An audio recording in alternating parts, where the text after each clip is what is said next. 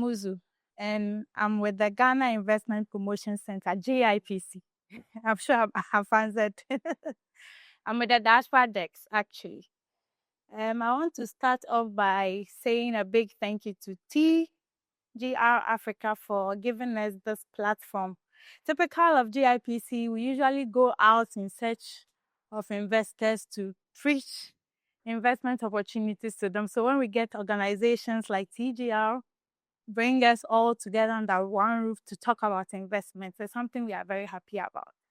So I want to start off by saying a bit about GIPC. Who are we? So GIPC is basically the main government agency responsible for attracting, promoting and facilitating investments in the country. Basically, we are established under the GIPC Act 2013 or Act 865 to encourage or coordinate all investment processes under various sectors within the country, and to also make Ghana a prime destination for investors in Africa. Yes, so what are some of our services? As I mentioned earlier, we are normally into investment facilitation and promotion. We are also into investment registration and renewals. After you have registered, every 2 years you have to renew. We are also into immigrant quota and exemptions processing, and business to business linkages. We also do research and also provide investment data to investors. And also we have our aftercare and grievance division. So we'll say that when you come to Africa, we have 54 countries. Why should you come to Ghana and invest in Ghana? So our first speaker touched on it. Ghana, because one, we are rich in natural resources. When you come to Ghana, there are lots of resources here. So when you bring your money here, there are lots of things you can do with all these resources. Two, we are politically stable. Your investment is to a very large extent safe when you bring your money here. Also, we have a young population who are very skilled. So bringing your money here, you have a lot of young people to work for you.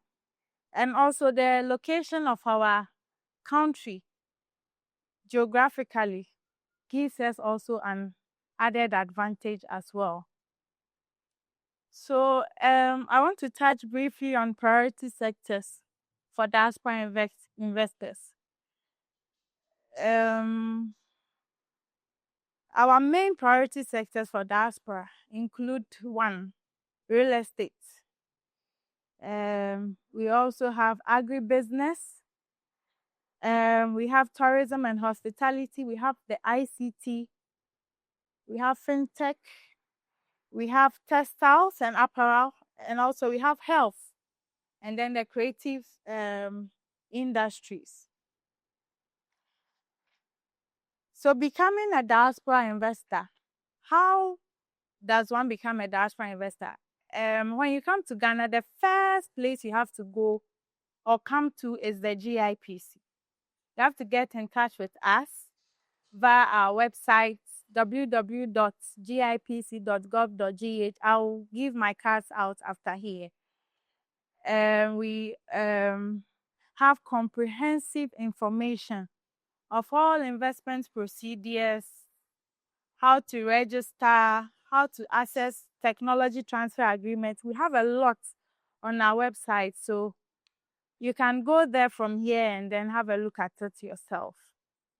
And then we also have our office at Cantonments on the Rangoon Lane, just close to Huawei headquarters. So I want to touch on how a diaspora investor can integrate or start a company in Ghana. The first step is to go to the ORC, that is the Office of the Registrar of Companies, formerly known as Registrar General. to incorporate your company. After you are done incorporating your company, you come to, you secondly show minimum equity. The minimum equity requirement depends on the sector in which you want to go into. So if you want to go into trading, general trading, the law requires that you show a minimum equity of $1 million. If you want to go into manufacturing or export trading, you are exempted from showing this minimum equity. Or if you're Ghanaian, if you can show your Ghanaian citizenship, you are exempted. If you are going into a joint venture where the Ghanaian has a minimum of 10% of shares in the company, you show $200,000. And if it's a wholly foreign company, you show $500,000. However, there is a bill in Parliament, and then we pray that the bill is passed soon so that all these minimum equities are scrapped off very soon. It's heard very soon the bill will be passed. So there will be no need to show minimum equity or whatsoever before you start your process. Yes. Yes. For everybody, including diasporans. Yes. Yeah. If you are the diaspora with Ghanaian citizenship, you are good to go. Yeah.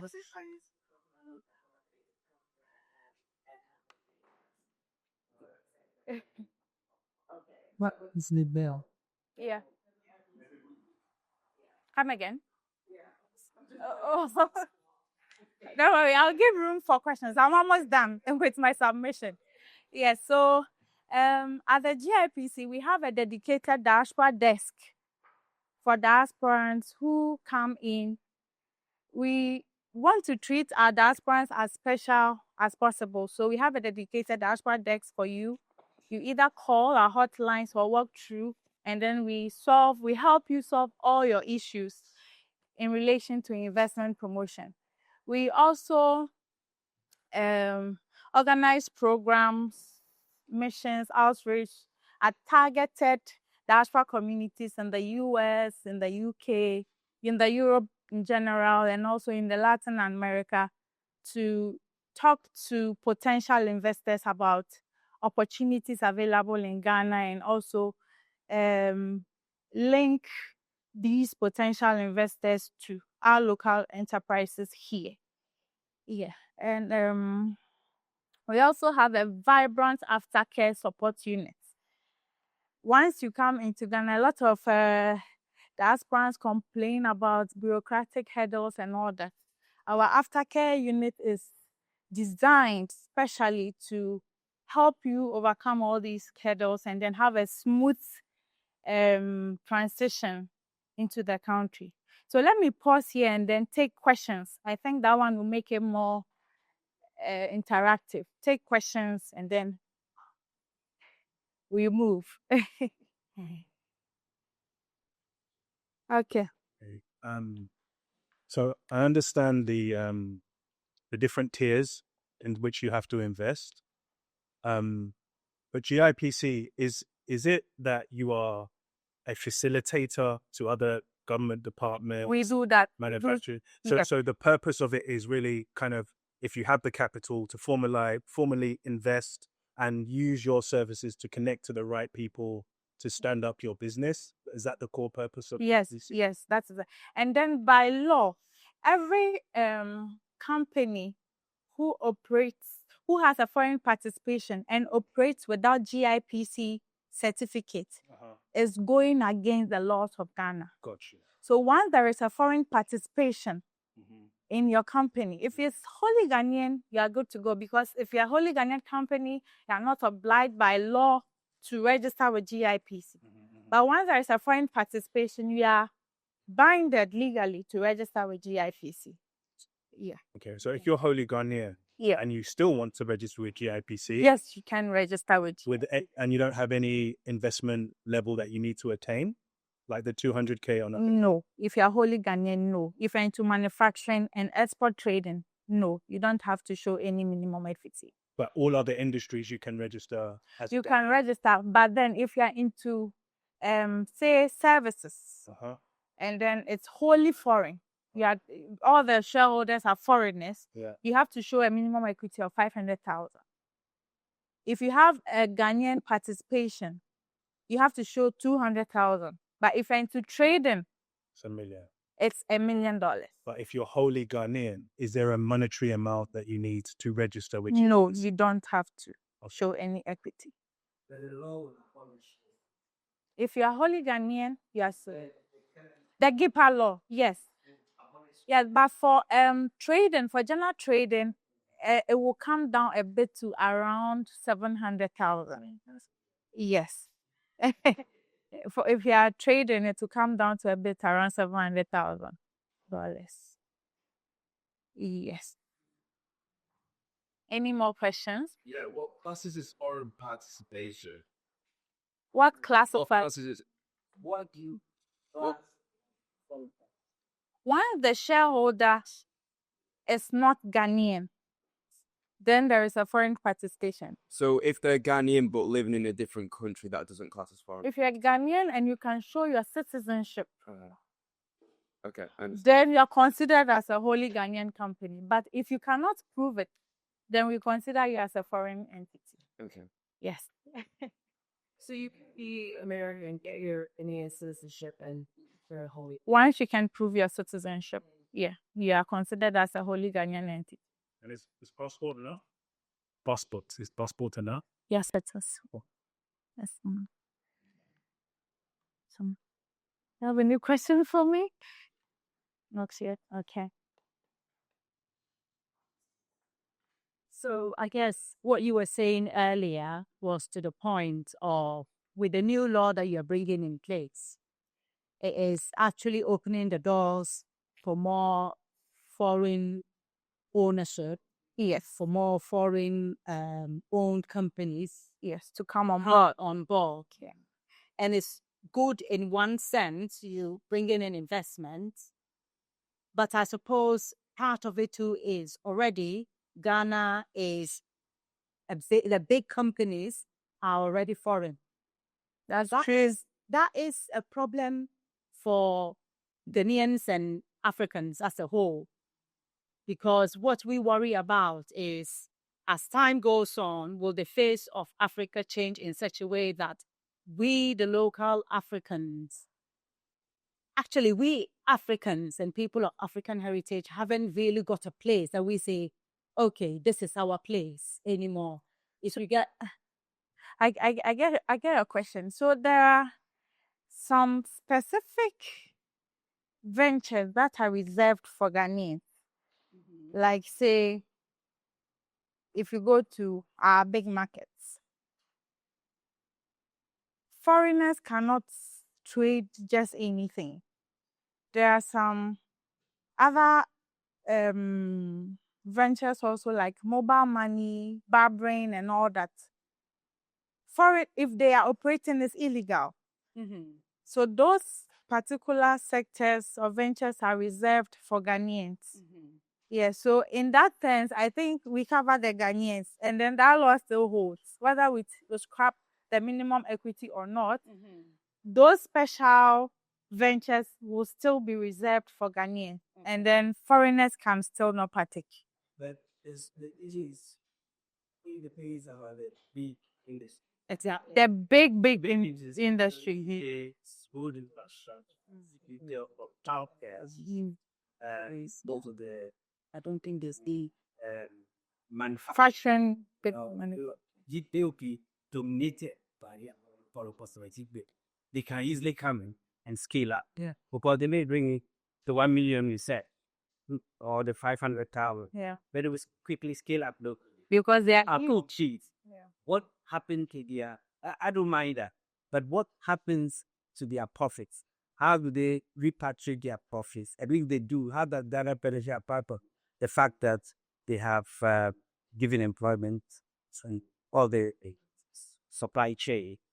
Where does the reinvestment of their capital go? Does it lead the country? Does it go somewhere? And that's why the face of Africa will change. Right? Because they may all I get your point. development towards what choose them. then, and therefore Wow. you would probably in 20, 30 years time you come here and you wouldn't recognize it's owned by foreigners, but whatever developments you are seeing And no longer reflect our culture. It will I get where you're coming from. you know, our palace. Yeah, yeah. The other concern I have is some of us have actually experienced and heard of foreign companies and how it treats our local community staff. Cash true. They find a way to make the people work, really work, but not for very months. I mean, that's one thing. The other thing is, as GIPC, what are you, just not GIPC, but your work with the government. So you are looking to bring this law into being. But what are we actually doing in trying to encourage and enhance people like us who might not have the $1 million and over, but still have more the values and the sort of right development agenda in mind for our countries? How are you looking to enhance people like us actually getting into these big sectors, which individually we can't? We can't get into the mining sector. I mean, that's part of what TGR is about. That is mainly one of it, that we should be able to get into these big industries. And what is the government doing? Maybe, I don't know if you are privy to it. What is the different departments doing to find ways and means of cultivating like Ghanaian, diasporan, African, monies into these things, so that in another how many years we'll still feel Africa is home and Ghana is home? I will escalate this when I get back to the office. Okay. Yes, I will escalate this, and then I'll get back to you on that. Thank you. Thank you. You're welcome. No, sorry. She first, or where's the? I'm done. So, yeah. Oh, the really simple question. Okay. Where can I read? I'm very new to Ghana, just like 18 months. Where can I read the text of the bill, and when is it voted on? It's not passed yet, but then yeah, it's in Parliament. It's in Parliament. Yes. Can you just explain to me like how it gets from how much influence do we have? So currently, where it is in the political process right now? Where it is currently, Yeah. it has gone far. Because our president came out recently in one of his engagements to even announce publicly about scrapping of this minimum equity. So if he has done that, then it means we are almost done in Parliament. Mm-hmm. Yes. He was in Japan last 2 months and he made same statements. As to where it is now in Parliament, I cannot say. But once President is out and he's saying it at public engagements, I am sure that we are almost through. Yes. Engagement has made. Sorry, one of the points may be is once it's still passed a law, Yeah. it means it's not law. Yes, it's not law. So I wouldn't even want Probably be in Parliament, maybe say group stages, maybe it's under some small group of parliamentarians are discussing it or something like that.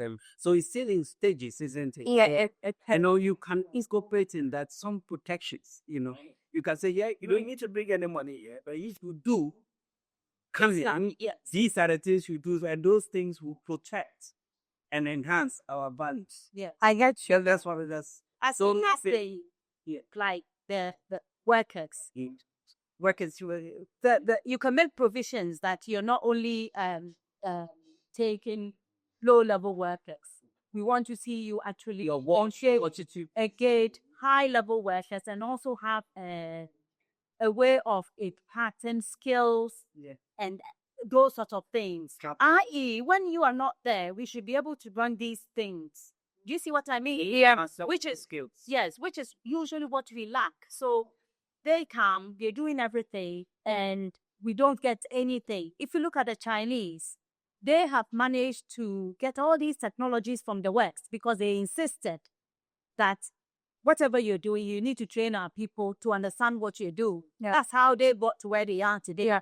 We need to also be looking forward in another 10 years that our people, whatever technology you're bringing, they need to be able to understand the technology, reproduce the technology, and all of that. So these are the sort of feedbacks. But the other thing is, do you understand what sort of process of engagement happened before this law is where it is? Like, who did they engage with in terms of, did they engage that? Yes. So the GIPC legal team organized series of stakeholder engagements with the public, including diasporans.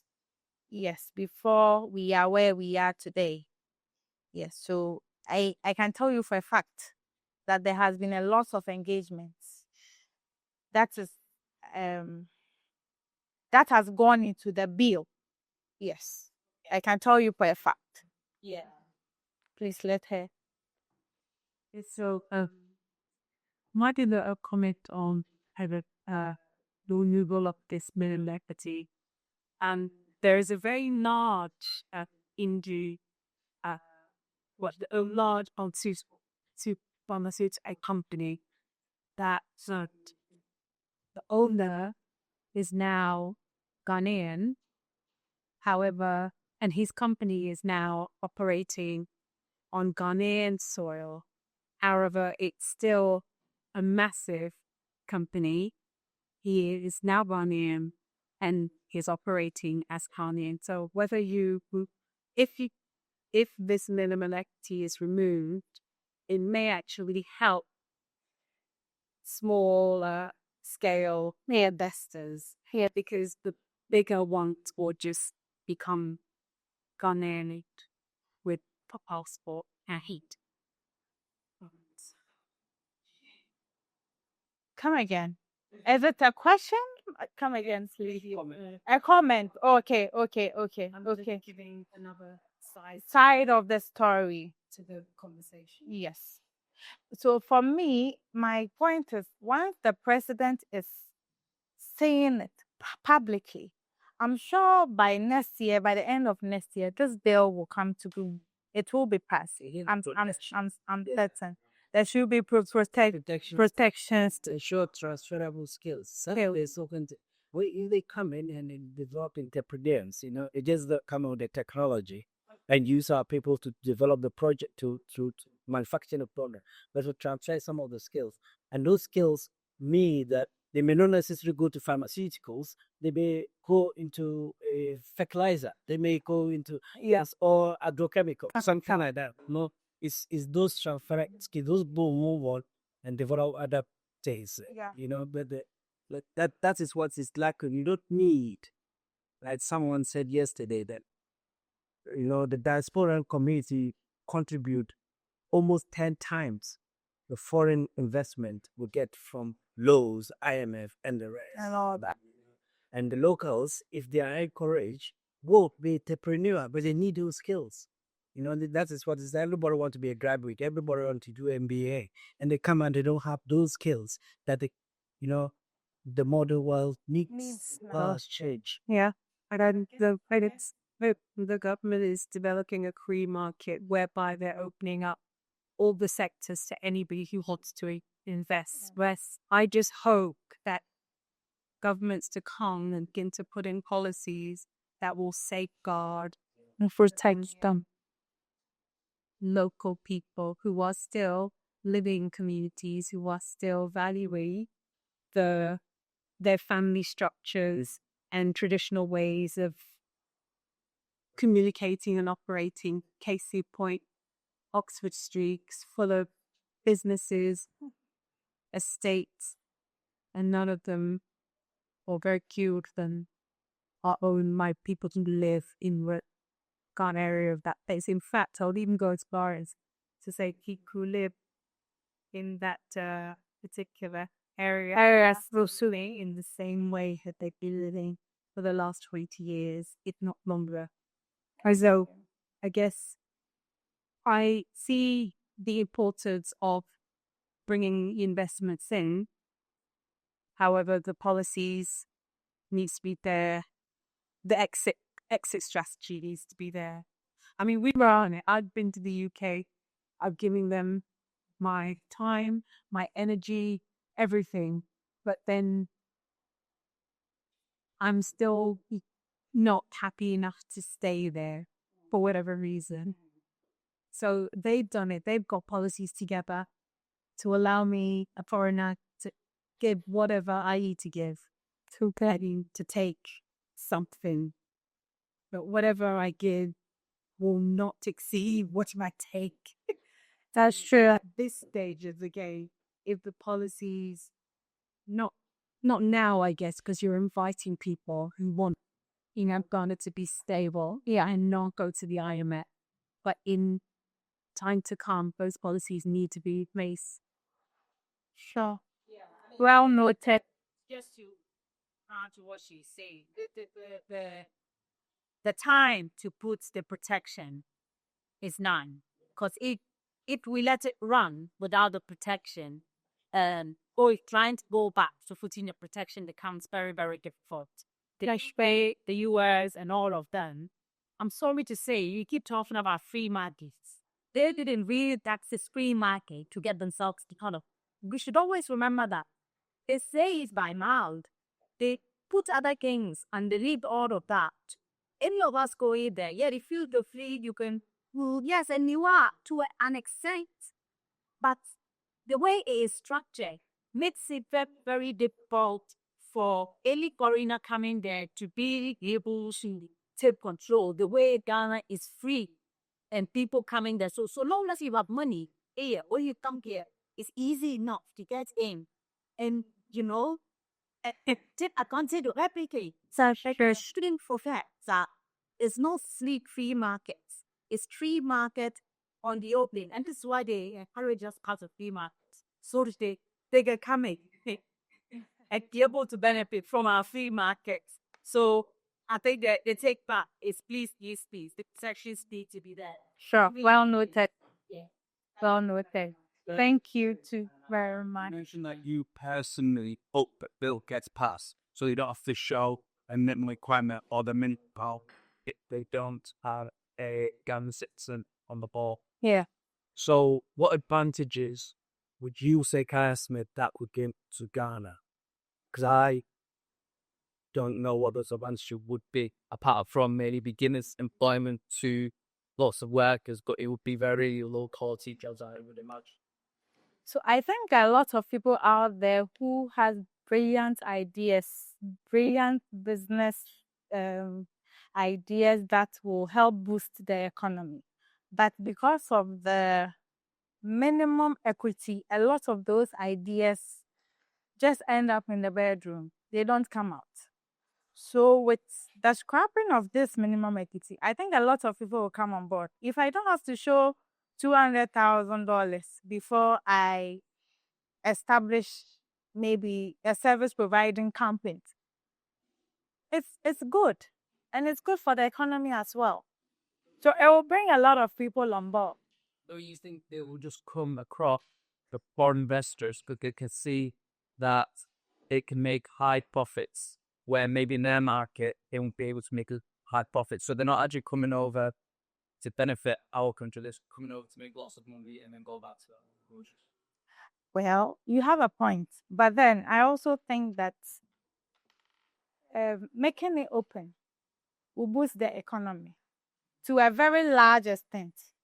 It will boost the economy first to a very large extent than closing it, people sleeping over their ideas and not being able to do what they are supposed to do. I don't know if you get what I'm trying to say.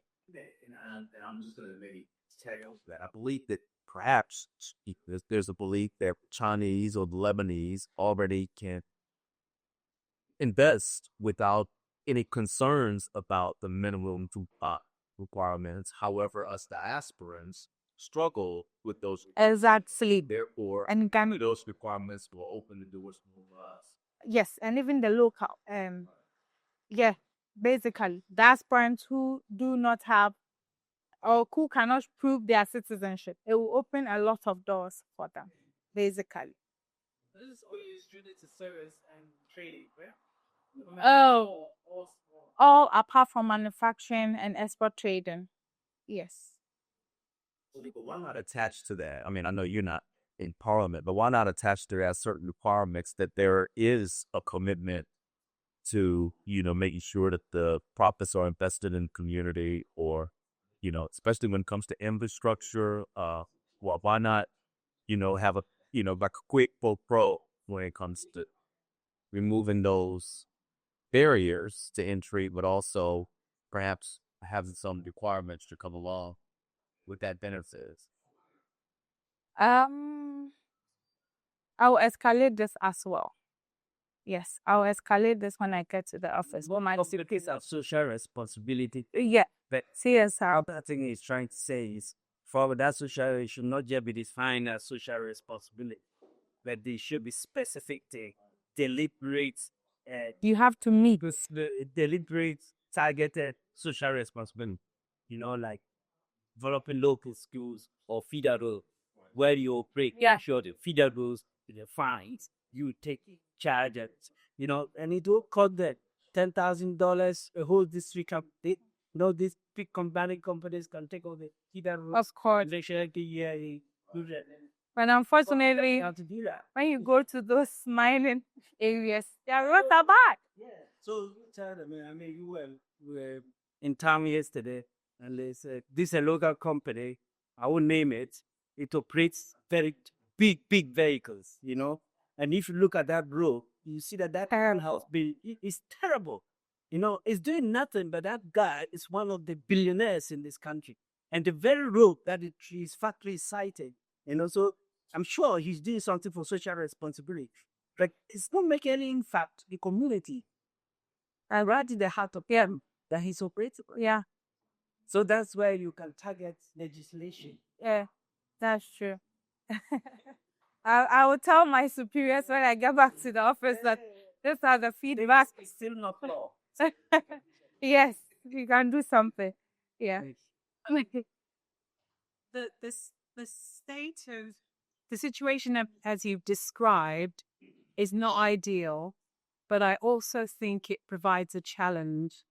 It provides a challenge for Ghanaians and diasporans who have an affinity or connection to Ghana to begin to collaborate, and to collaborate not on the basis of finance, okay, let's just make money, but collaborate on something that's important for them, to them. So I don't think it's ideal, but I do think it provides a necessary challenge, because the only way that locals, Ghanaians, are going to be able to meet, are going to be able to function with the influx of larger companies or larger businesses is by collaborating.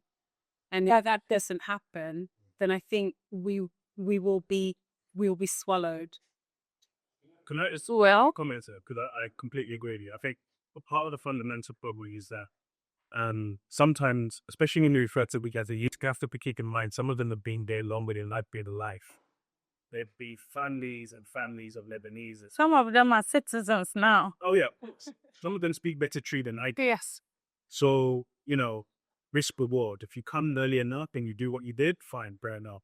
But that collaboration element's really important because culturally we're not good at collaboration. Yeah.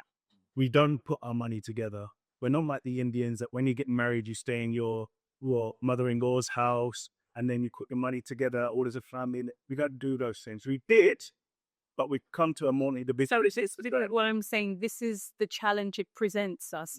Having had the experience of the Western culture, okay, we now need to program ourselves or be very, what's the word? Deliberate or purposeful about what we're doing. And I think if this challenge just didn't arise, I don't think we would be. I think we would be quite satisfied living in our 4-bedroom flat in Airport, looking down at a person who lives in Numbwa or Chado and telling ourselves, oh, these Ghanaians don't work hard enough. But now you've got bigger companies who are about to do the same thing that you're going to do. And now you're actually having to recognize that of culture and identity element is actually why you chose to be in Ghana. And that to me is the most valuable thing, because that's what Ghana needs. It needs people who will recognize their cultural affinity. You begin to work to make Kwame's improving. And to your point, and to everyone's point, I think why the keeps getting directed at you is that needs to manifest itself in consistent tone from the top and policy that supports the behaviors that enable the country to come together. Yeah. And, because, when I did my MBA, I did a project on why you should not use GDP as a figure, but you should use gross national income. Because GDP is whatever the country makes. Doesn't matter if the profits are extracted. GNP is what your per capita income is for a Ghanaian. And since the independence, Ghana's per capita income from 60, whatever it was, to 2017 is actually low than what it was in 1960. Whereas Malaysia, who are 5% less than us, are 7 times more than what we are today. So that is about tone from the top. I don't really believe you should be having these political cycles every 4 years, need stability, personally, for a long time. But that's the challenge we face, fundamentally. And other groups have come in, that $1 million, that's a marker for them, is nothing today. Yeah. Because they put it all together and they just said, okay, this is a market, we've done it before, we've got the track record. We have industries here. Unfortunately, they were broken up. Everybody went to different places, all those kind of things. So it's a personal responsibility, it's a group's responsibility, but it's also a leadership responsibility. But I don't know how much we can do with the leadership side. So that's just my comment. Thanks so much for your comment.